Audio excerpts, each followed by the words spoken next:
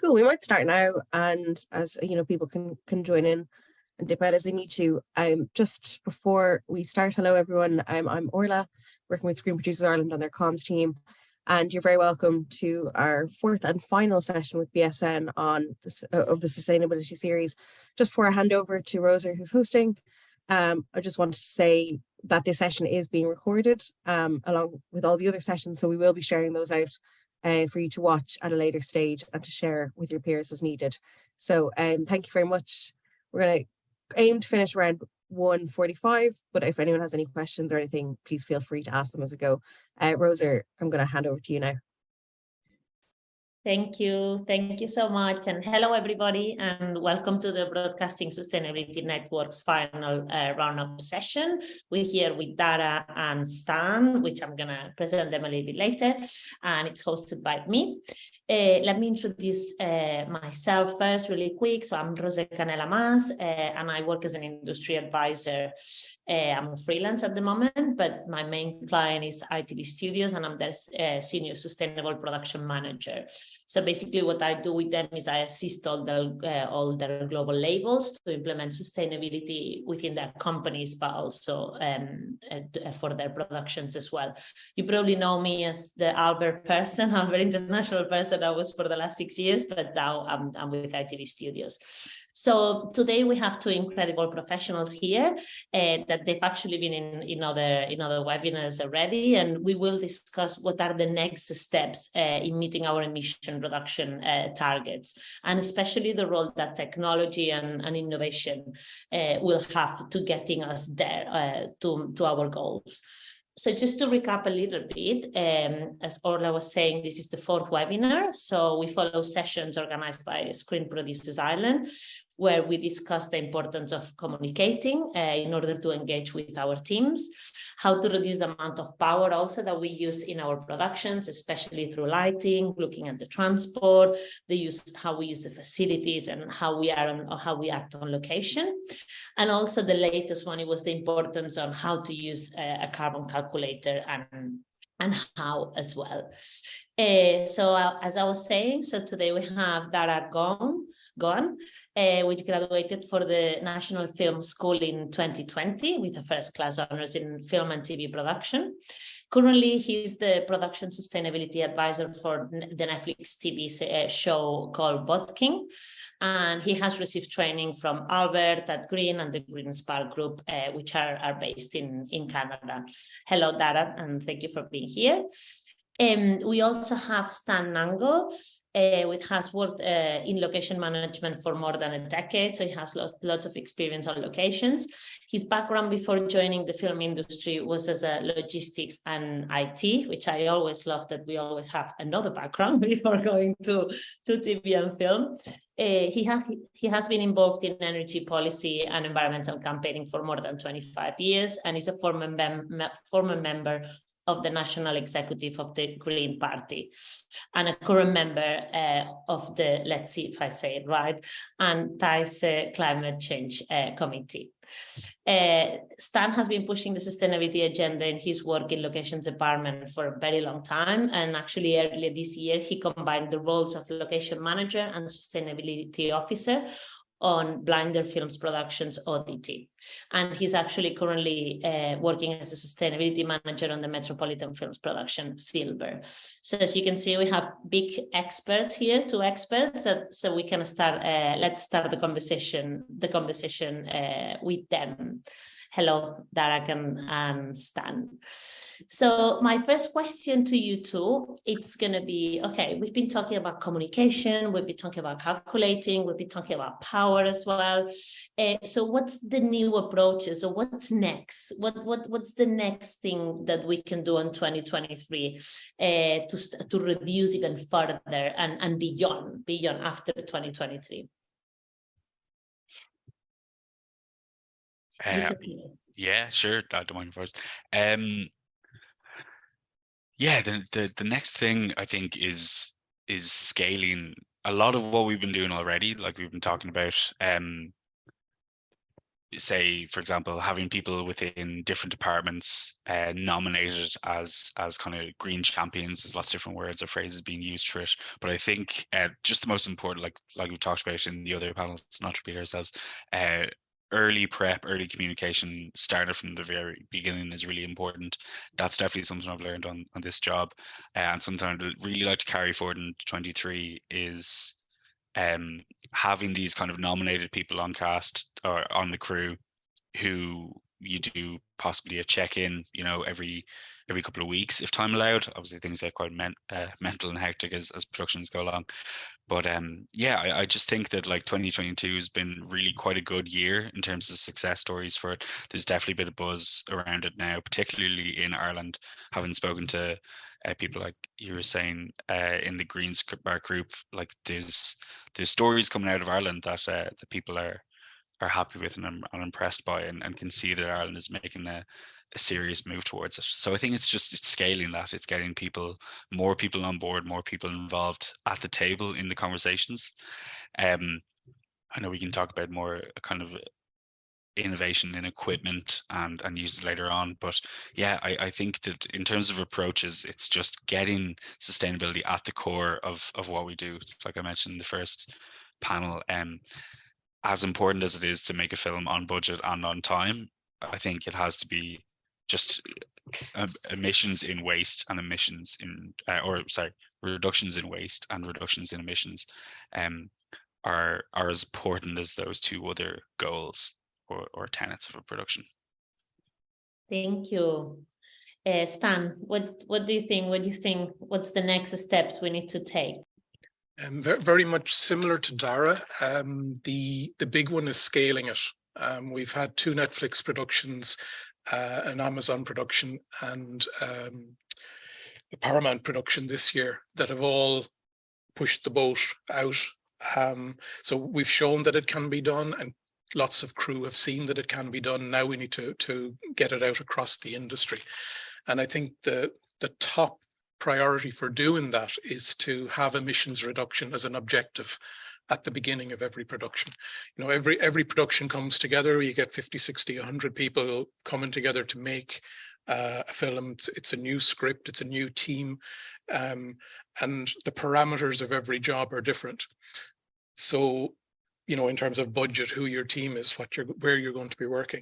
And if we can bring emissions reduction into the conversation at the very earliest stages, that just makes it another parameter of the production. And that's something that worked very well on the 2 productions I worked on. And I know it's something that has worked on Dara's production as well, that once the decision was taken on high and then communicated down that this is something we do, then like everything else we do in our roles, we work within the parameters and we make it happen. So that would really be the big one, getting stuck into it early. Thank you. Yeah, I mean, that's something that we always say, right? The people that we work on this is like, unless you start on pre-production. And actually, I've been actually having lots of conversations lately on even start thinking about it on development, not even on pre-production, right? Because at the end of the day, the creative decisions that we make during development are going to affect the carbon footprint of the overall production. So that's something that actually, I think for me on the last few years, I've been saying even earlier to start talking about it. I really like what you mentioned again about engagement and like green champions, and obviously start early because we need to engage with everybody. But then yes, Tan, you mentioned actually like at the beginning, we need to set what are our goals, right? And communicate it like down. So would you agree that for a long time, probably we've been working bottom up, which has worked really well, because at the end of the day, you need amazing people doing amazing things on the ground. But in my opinion, I think like now we need to start doing like the top down, because at the end of the day, like we're going to go into talking about technology and innovation now, but at the end of the day, it has to be a decision from the top, right? Like that, if we're going to spend money on this. So how do you see this happening? Do you think this is happening right now? We already have all the senior managements engaged. Do you think we're doing it right? Is that top down happening at the moment? It at the moment it's down to the funders. If the funders come to the initial meetings with this as a requirement. So Netflix do it, Amazon do it, the television stations in the UK, as you know from working with Albert, that's one of their criteria that they put in from the very beginning. And once it's on the radar at the beginning, so on the 2 productions I've worked on in a sustainability role, the producers made it a priority. It wasn't my enthusiasm, or as it has been on other projects. On these 2 jobs, it came from the very top. The line producer was on board, the producers were on board. It was a specific goal of the project. And what that tells, so what we found when on those projects was when you go below the line with crew and talk about it, they're delighted that this is now something that's coming from the top, because they have the ideas on how to do it in their own departments. I can tell you how best to do it in locations where the opportunities are in locations, but in other departments we need the people in the departments to make those decisions. And if the resources are coming from on high, or if it's a goal that's coming from on high, then the people on the ground feel empowered. So there will always be somebody in the department who's seen it done a different way, or has some new technology they'd like to try, or whatever. And I think our role is really to facilitate that, to get what you could call a green premium budget from the producers, and then bring that to the, if the crew have a particular technology like batteries or whatever that they want to try, that isn't in their budget, their standard budget, that we can work with them to help get an extra budget line to bring that equipment in. And that's how we do it, is by empowering the crew to bring in the best practice in their area of responsibility. Yeah, I completely agree on that the crew gets more excited when they see that there is support from the top, and that if there is anything new that they want to try. And I always say, your product, your department more than anyone else, right? So that's yeah, we need to empower obviously every department.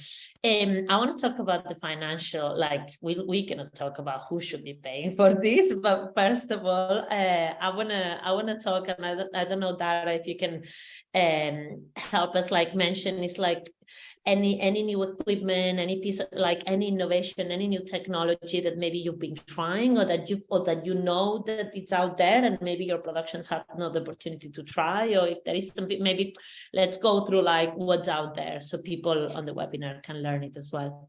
Definitely, yeah. I think that's probably the most exciting area, and I think it's something that engages people a huge amount, is shiny things. Do you know what I mean? Like at the end of the day, people love finding out like, oh, if we utilize this piece of equipment, and there is a huge human aspect and behavior aspect to it as well. But at the end of the day, there is helpful technology out there. So on this production, we trialed a hybrid generator. So it was a 45 kVA generator battery unit that was hooked up to a generator. They were provided by Sunbelt, and we ran it for about a week, and it saw, depending on the day, up to 75% reduction in generator runtime. So that's 75, that's 8 hours a day when we had a unit base. It's powering all of the costume, hair, makeup, office trucks, trailers, and it's completely silent and it's emissions free. And like I say, that really kind of engages people's imaginations. They love that. They love, like, going outside for a coffee or smoke and not having this big belching generator running. And there's one provider. There's multiple providers now in Ireland doing it, and batteries of different size. We use this 45 kVA battery. There's one twice as big now also available. And there's this energy company or a group called Skoon that has this electronic marketplace. So you probably know them, as they operate internationally, and we kind of briefly engage with them on Bodkin to look at different options that are available. Something else, not to ramble on too much better because I could go on for an age. There are modular battery packs. There's this group called Watson. These are much smaller units, but they're stackable. So you start off with a little base unit, and then you can stack up to, I think, an unlimited amount of modular battery packs that go on top. And And these be perfect for kind of small things.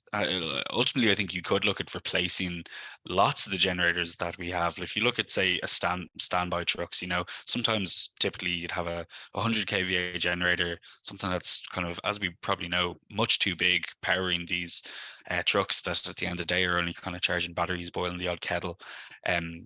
If we were to give every single one of these a battery pack, and we had chargers back at the unit base, or possibly even one at the site itself, I think you could replace standby truck generators entirely. There's great work being done by people logging power. We need to gather a little bit more data, I think, before we can kind of fully roll this out. But and finally, sorry, just because, yeah, I got a little subject.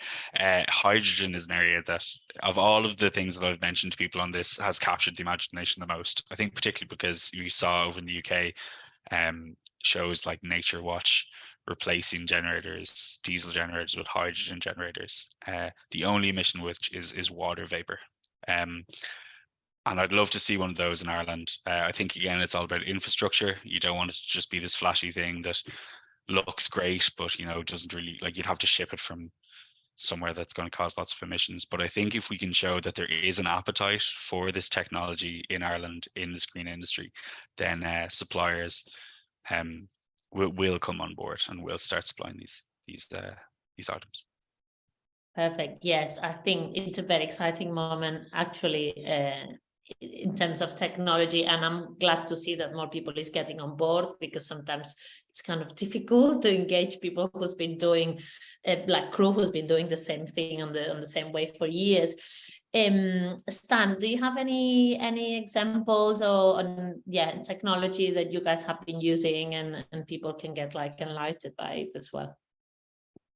Yeah, I mean, we've done a lot this year on showing new technologies and using HVO. Dara was the first production to use HVO, and now I think we're on our 4th or 5th production that's gone to the HVO, which gives it's a drop-in diesel replacement, no change to the engine. You can mix and match, and that is given a 90% emissions reduction. So getting the logistics right on that was a challenge, and you know, I know that was where Dara put a lot of effort, was to get the logistics right when he did it. Then we copied him, and we basically built on what he had done. Then Maria and Sam built on that for Irish Wish, and now Sharon and Sasha are building on it on their job, and basically dealing with all the small problems about how the logistics works. But I think now we've got HVO mostly resolved. There's a couple of more things we need to look at. But yeah, batteries is the big one. Dara talks about the Watson batteries. I've been using the EcoFlow batteries. They are small and portable, so a number of the DITs are using them to replace put generators close to set, so you lose the noise. Some of the sound departments are now using them as well. And we don't need petrol generators on set anymore. These batteries are available. So Rupert, who was on our 2nd webinar, he uses these EcoFlow batteries as well, and he's using them to power LED lights. So it's about changing the thinking, what can be done, and bringing the new toys in for people to see. And once people see how effective they are, then they very quickly will change over to them. But it's really just getting people to see them for the first time, see that they work, and see that the logistics and the cost savings, because there are savings, that they all come together. Once it's proven, it'll be adopted very quickly, I think. Yeah, I agree. And I love what you both saying, because I think we all have the same barriers or problems when we talk about production. So it's about changing the culture. And I know we talk about technology and innovation, but we always have to go back to the same, that is the culture of our industry, right? And for me, actually, I'm so happy to hear all what you guys have been testing and that you've been trying batteries, HVO, etc. Because I think normally that's one of the problems, right? That you go to a crew and you ask them, okay, like, would you like to try this, or we can try this? But people is so busy, and so like we have like our budgets have been like like we see like our funders, streamers, commissioners cutting our budgets, so which means that we have less time to think about working differently, right? And now actually we need to start thinking about how to work in a different way. So yeah, I'm quite curious to know how you do it, because it's something that personally I struggle quite a lot. So like, what's the key of like getting that crew to try something new? I think it's like we were talking about before, like where does change come from? Is it top down, is it bottom up? And I think the role of the sustainability advisor, so you are part of production, but kind of production crew.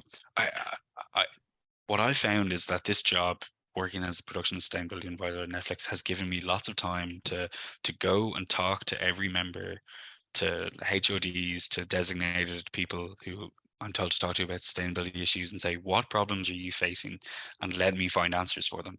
And it's because that's my job. I have the time to do it, and it's been busy and lots of time spent. But, I think having someone with the time to go and research new initiatives, make the phone calls, chase it up, like that's where so much of the time was spent, particularly early on, like in prep, in early production. Like we say, like getting the battery trial going, getting HVR going, all of those things, like it does take an awful lot of time. And I think expecting producers and production managers and everyone else to have that time, and not just, I mean, it's also kind of like with the carbon calculator as well, like everything just takes time. And I think, like the more, like you say, there is cost saving measures to that.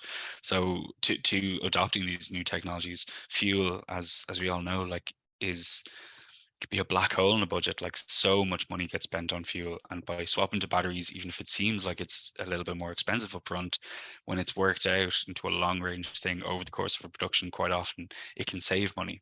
And I think the same, just possibly putting the same spin or thinking into having someone on the crew whose role is to think about that, whose role is to take care of the carbon calculator, of managing new initiatives, trying new things, engaging with crew and talking like that. So yeah, that I may be biased, but that kind of seems to me one of the ways it can be done anyway.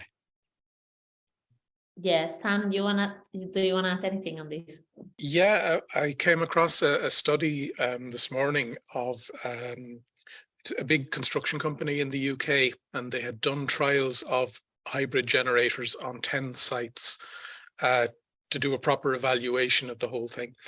And they reckoned that the generator was only running 59% of the time, that the rest of the time all the power needs were coming from the battery, and that even after paying for the additional cost of the battery, they were saving £2,000 in the UK, saving £2,000 per month on costs, because they were using the hybrid system. So the opportunities are very much out there, and it's how do we communicate, how would you say, bed them in, let people know about them. And so one of the things we've done now is we've set the guild model is used very much in Ireland in the different departments. And it's very, very successful, both right across how accessing training and all the other areas around how we do our jobs. So the Locations Guild was one of the first in the country, and has been a fantastic model. So I'm a member, excuse me, of the Locations Guild. But what we've done now is we've tried to take that model and set up a sustainability guild, so that we can share the information between us. So that when Dara is finished on a job, he's able to share what he has learned with other people, so that we can take it on to the next job. And that allows us that it's incremental, that every time we go on to a job, we're bringing on the experience of all our colleagues who have done the same job. So Alex has worked on 8 jobs at this stage, in various roles in Ireland and the UK.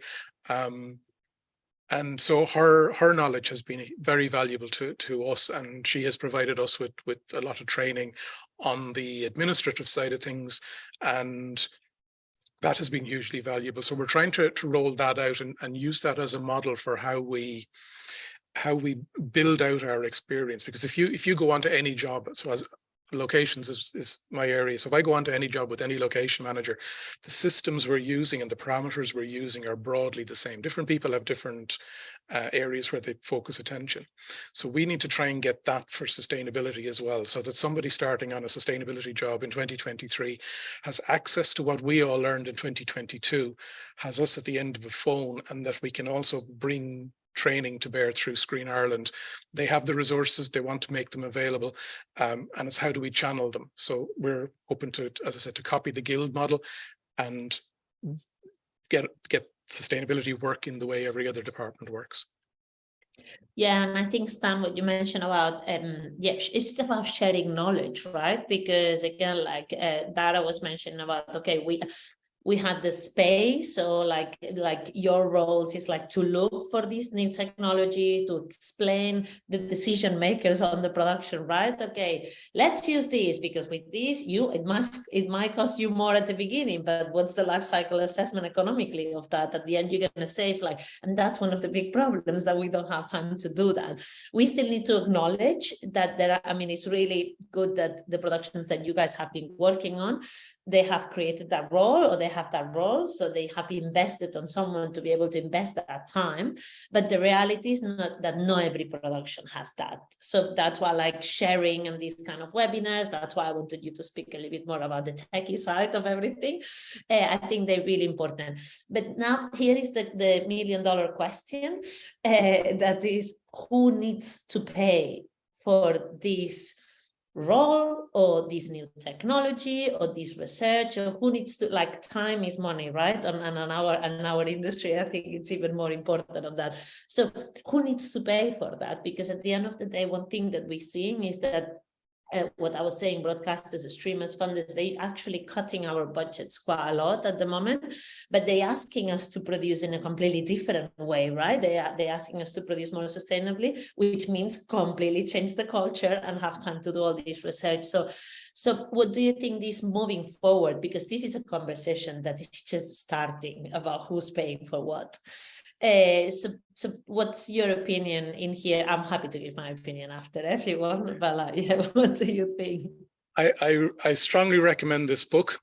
It's called Supercharge Me by Eric Lonergan and Corinne Sawyers, and it's at a very high level. It's at government policy level, but the model they propose is called EPICS. They're extreme positive incentives for change.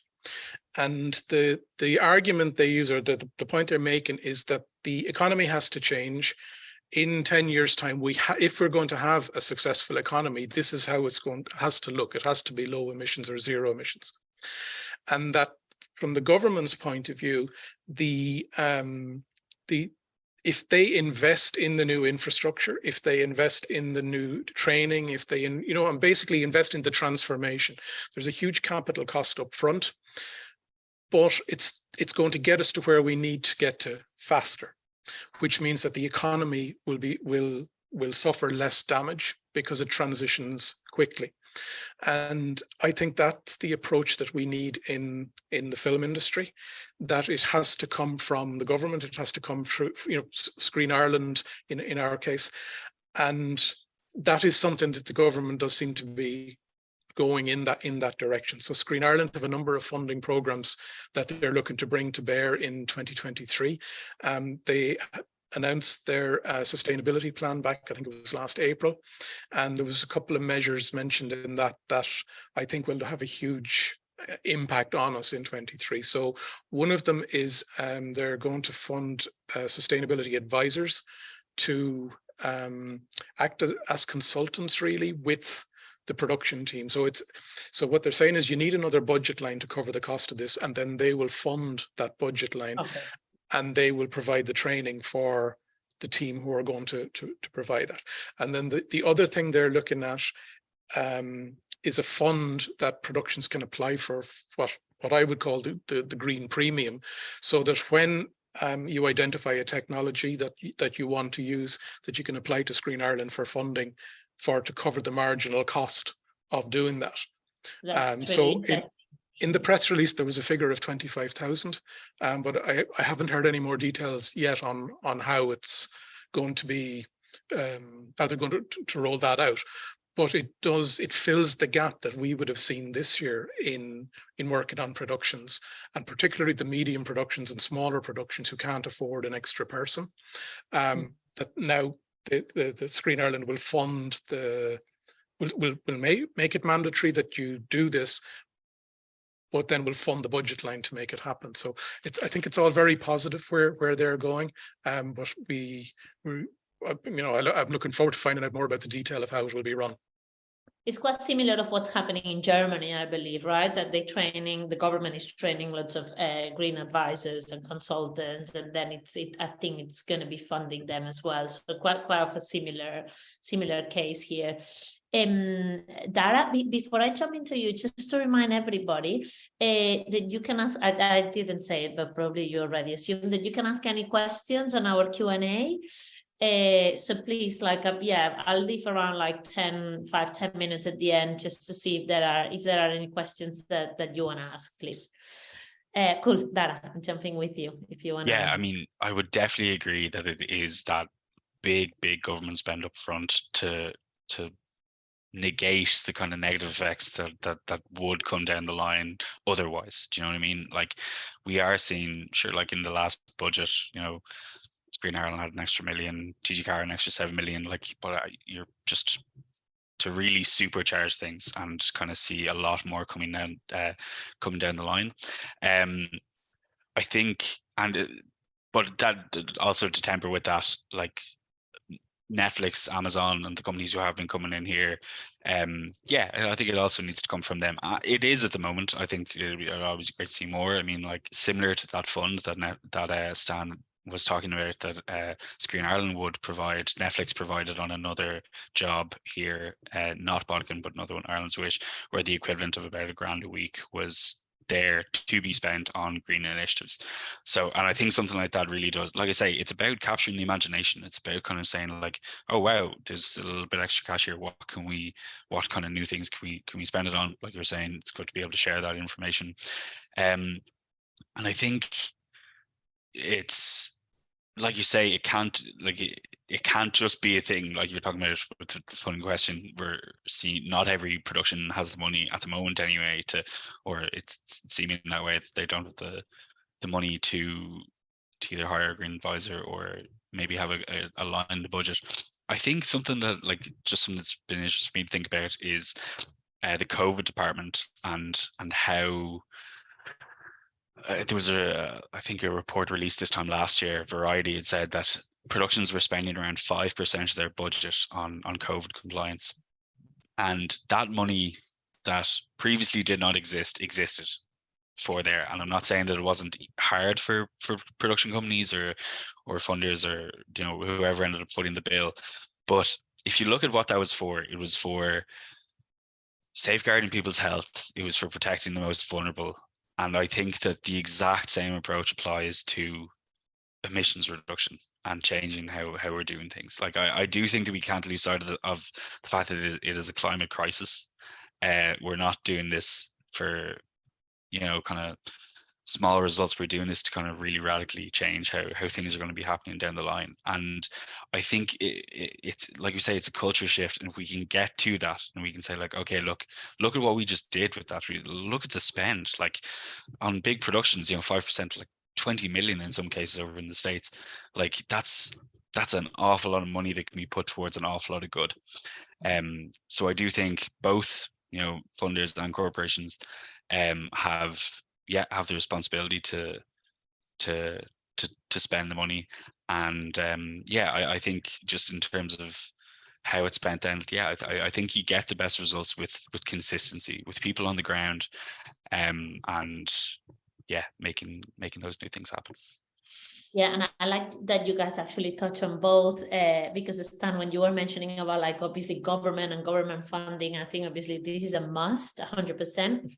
But one of the things, for example, with the majority of productions that I work, they don't get any funding from film commissions or anything like that. It's pure entertainment shows. So basically all the funding, all the money that they get, all the budget that they get is from the commissioner. So, for me, there is always the conversation conversation of being like, commissioner, you need to give me more money if you want me to do it in a greener way, and you need to give me more time, right? But we were saying time is money. So yeah, I do think that big companies, and like obviously I'm using ITV Studios now as an example because it's the one that I know the most, and because they're pushing a lot, otherwise I wouldn't be working for them. But yeah, I like how they, for example, create the space on trying. So they've been trying on virtual productions, for example, with Emmerdale. They've just done a trial. That's money that you need to invest actually, but they realize that this could bring their carbon footprint down by 99% just by having a virtual production instead of going to New York to shoot a scene, you know. But so also I think it's important that companies realize the risk of not doing this, because obviously we talk about governments and public funding, they realize as well. But that's one of the good things I really like about ITV Studios, that they're thinking about, okay, how can I need to invest now in order to have a financial sustainable transition to net zero, to a net zero business, so I can get shareholders to invest on my company in the future. I'm gonna get audience to watch my programs, and I'm gonna get crew to wants to work with me. So, right, I think that's one of the things that we need to look at the big picture, like unless big, and now I'm talking about like big global companies, unless they realize that not doing anything is a big risk for them in the future financially, because again, on the private sector, these are the ones that they need to actually give more money to productions to try all these. Cool. I'm conscious of the time, just checking if there is any question. Yeah, there are a couple of questions. So we have Ronan. Thank you. I'm sorry if I pronounced bad the names. You can see that obviously I'm not English is not my first language.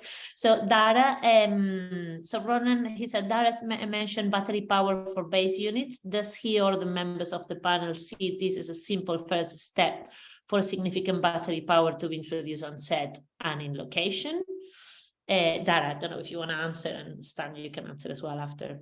Yeah, totally. Yeah, building on what Stan had said, I think like you start with the smallest possible unit first. You know, I think you don't immediately look at, okay, how do we get rid of that big 200, 150 kVA unit-based generator? So like you say, any small kind of like little put generators, things that are like doing a Burco or whatever else. Like I mentioned, there's this, the Watson battery units, I believe Native Events have some.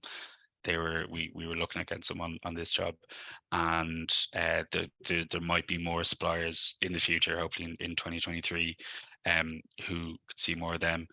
And in terms of bigger units then kind of working its way up, we used Sunbelt. Sunbelt have the hybrid battery unit. Like we were saying, Aggreko mainly do construction work, but I believe they also have a hybrid battery unit. TMCAV have a hybrid battery unit. It's and I think like, so there is material there worth contacting suppliers about. I think like we were talking about, getting people on board is definitely a big thing. You know what I mean? Like you do kind of have yeah, people can be wary of doing things differently the first time.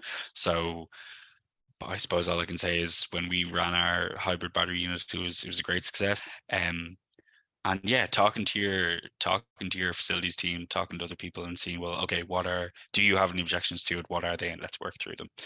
Because at the end of the day, this stuff is all coming down the line. From all the conversations that I've had with people in facilities, transport, and the rest, they know that it's coming down the line. But sometimes it can just be scary to be the first.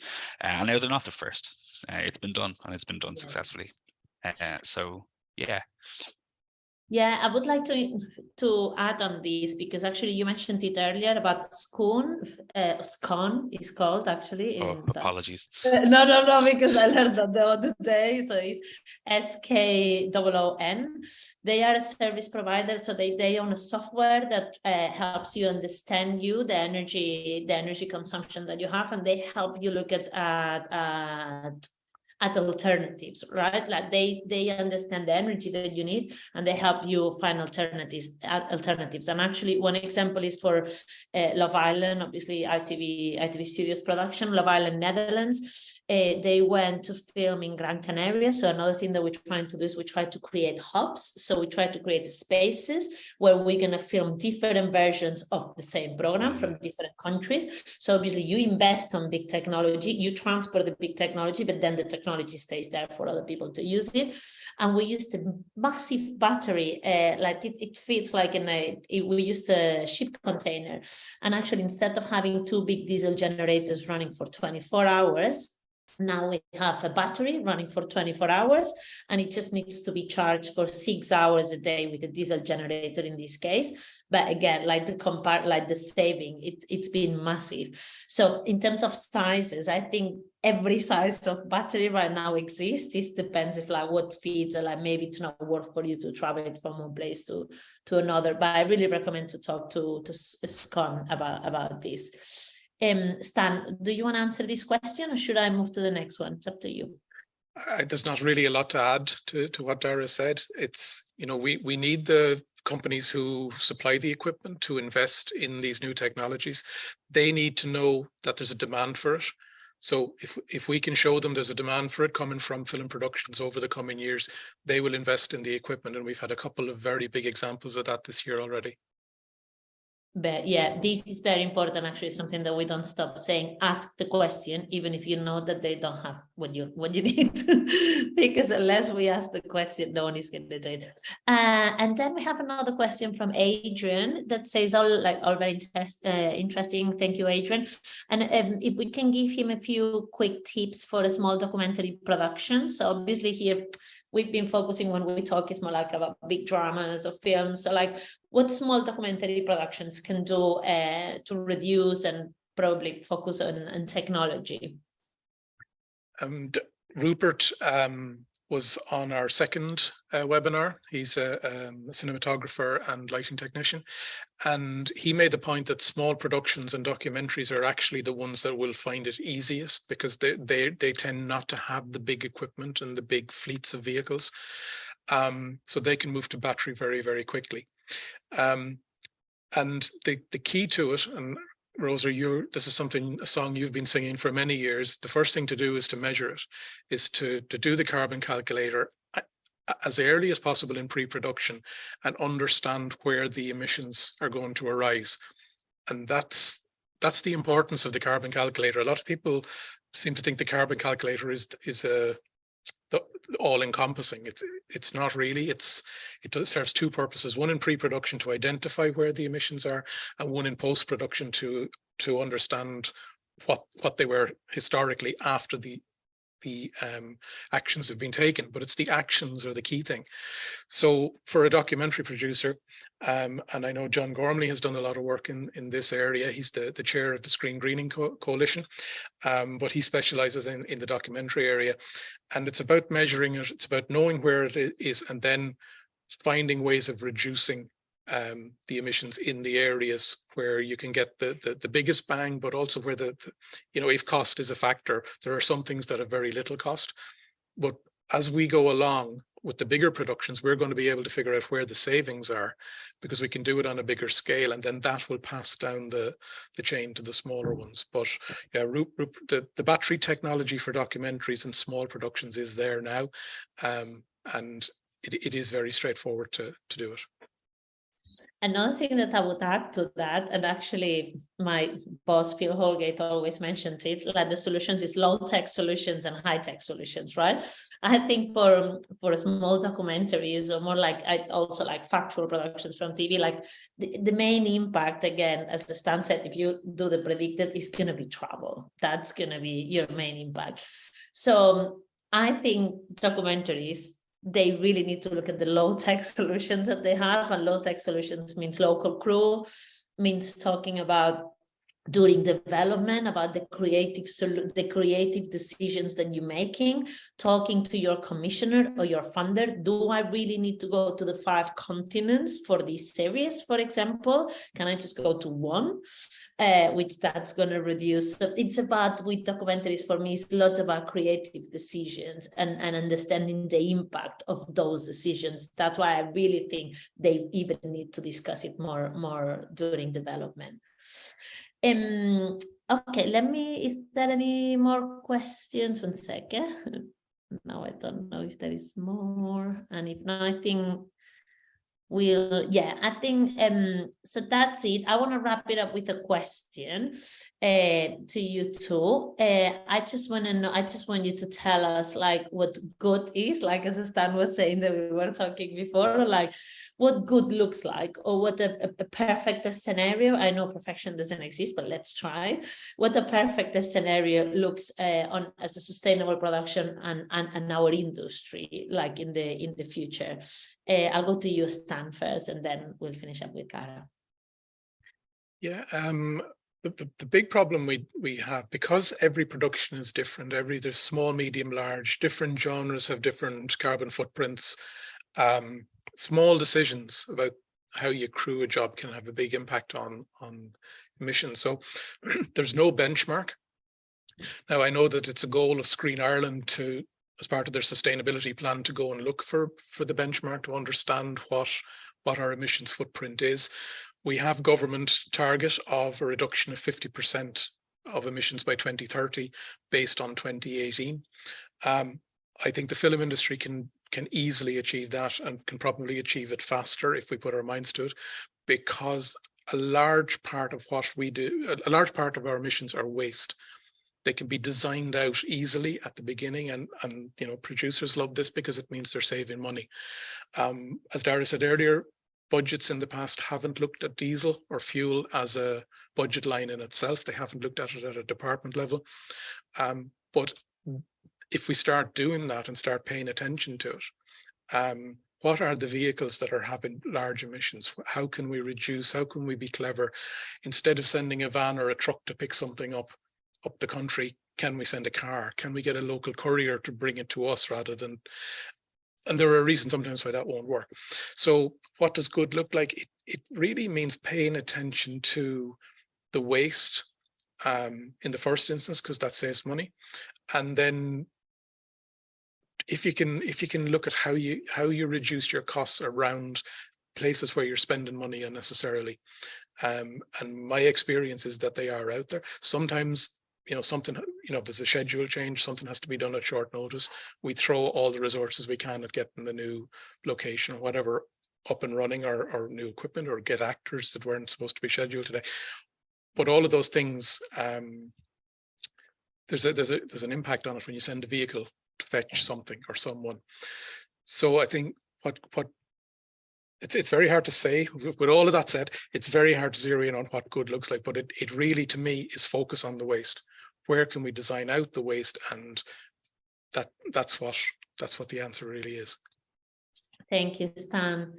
Dara, how perfect looks like to you? Yeah, well, I don't know. It seems like a perfect opportunity to, I don't know, use a phrase that a lot of people have. Well, someone said to me at the start of the production, and I just found helpful and shared with other people at the start, is, and I'm sure I've said on other webinars now at this stage, but we don't need 1,000 people doing it perfectly. We need everyone, millions, billions of people doing it imperfectly. And I think that sometimes one of the biggest, one of the things that stops people maybe from taking action is this idea that, like, oh, well, I don't know the perfect solution just yet. I don't have this kind of like I'm going to get things wrong, or, you know, things aren't going to go well. Maybe, like we were talking about, one of the barriers to trying out new technology is kind of like, well, I'm in this incredibly high-paced, high-pressured environment where, you know, if this thing doesn't work, then, oh my God, what am I going to do? Well, you're going to learn from it. You're going to learn what didn't work, and then you're going to do it better next time. So I suppose, just to, before I go on to say what the thing looks like, that is one of the biggest thing. Perfect looks like trying every single time and learning from what you've tried. That being said, I think I absolutely agree with benchmarks, and I think waste, yeah, this is huge, and it's kind of almost like an invisible cost, or I suppose not invisible when you see like skips or things like that, but maybe it's something we don't think about as much. But I do think that, like I was saying, things that are visible, things that capture the imagination. Like the increase in engagement I saw from people, people coming up to me, unprompted or anything else like that, when the newsletter went out about HVO and this reduction in emissions from that, when they see the big green battery, up at the top of the hill powering the unit base, as opposed to the diesel generator that they kind of like try and hide behind trailers and stuff like that. Like being loud about it and not afraid to be loud about it, because it's not perfect. Of course it isn't perfect, and has been times where I've been kind of like almost nervous about saying certain things, because it's like, oh yeah, well, we did do this, but God, like, yeah, maybe we could be recycling better or other things like that. And I just think that perfection is just not, it's not being afraid of being imperfect, because like we say, it doesn't exist. You have to recognize your achievements, not to hide the things that you've done wrong, but learn from them and just make sure they don't happen again. Thank you. Yeah, I'm just gonna add mine. I know, sorry, I'm a really bad chair giving my opinion all the time. But I mean, how perfect looks like to me is, first of all, data. I agree with you. We need data. Data tells us a story. And I don't think we have enough data yet. Like we're setting goals, but we don't have the data. And the second one, I would say we need our leaders to be brave, because like talking to you two, actually, guys, I'm really excited to see how people on the ground is excited about trying new things, and they really want to push it. So we really need the leaders and the commissioners and actually the big senior managements of big companies to be brave and to want to invest on that, and to want to invest money and time, and to believe on the risks that they gonna have unless they do the change now. So that's my ask, please, to our industry leaders. So I think we done for today. Thank you so much, Stan and Gara, for joining us. It was a pleasure, and a pleasure to run something for Ireland as well. I missed you a lot, guys, and congratulations for all what you're doing. And we're gonna leave it here. Have a good time, everybody, and thank you for being here.